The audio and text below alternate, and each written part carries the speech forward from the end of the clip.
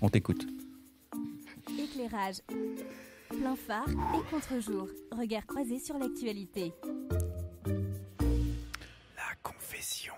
Ouais, je dois bien le confesser, je me retrouve souvent à ne pas hurler avec les loups.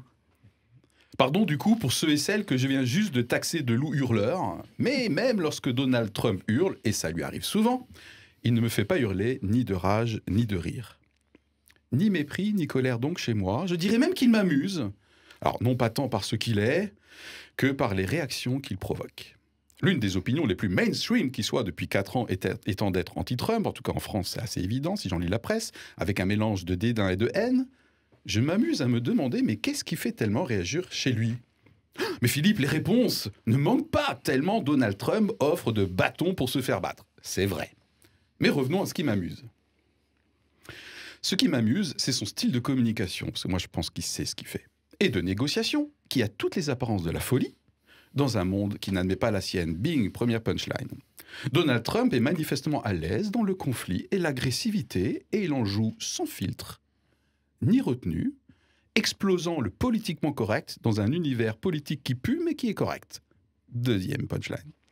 Ce qui m'amuse, c'est sa capacité à incarner aux yeux de presque tout le monde, apparemment, si j'en crois les médias français, le mal sous toutes ses formes. Chez lui, c'est tellement grossier, tellement à contre-courant des pensées bien pensantes actuelles, qu'il est tentant de le traiter par exemple de raciste, alors qu'au fond, c'est mon opinion, il n'est juste pas fan, c'est un euphémisme, du multiculturalisme béat et relativiste qu'on voudrait nous vendre.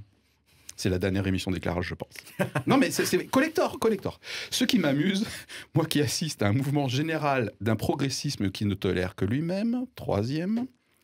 Rien qu'en France, les exemples se succèdent à un rythme effréné. C'est la capacité de Trump à faire chier son monde. J'aime ça. À l'instar d'un ralentisseur, vous savez, sur la route. Une bonne partie du monde est freinée dans certains de ses élans. Et oui, parce qu'il faut bien composer avec lui, c'est quand même le boss de la nation encore la plus puissante du monde. Il y a quelques jours, il disait encore « Nous sommes numéro 1 de loin ». Et en plus, il paraît qu'il est fou, donc il faut faire un peu gaffe quand même. Ce qui m'amuse, mais un peu moins du coup, c'est le côté homme à abattre, qui a démarré le soir même de son élection surprise, appelant sa destitution le lendemain.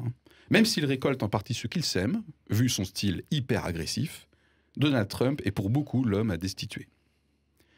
Et ce qui ne m'amuse plus du tout et m'inquiète vraiment, c'est la propension au lynchage insidieux ou brutal qui demain peut toucher tous ceux qui ne sont pas dans l'air du temps. En témoigne le secrétaire d'État auprès du ministre de l'Action des Comptes Publics qui a traité récemment les 41 000 manifestants du 19 janvier dernier de réac. Je cite dans un tweet.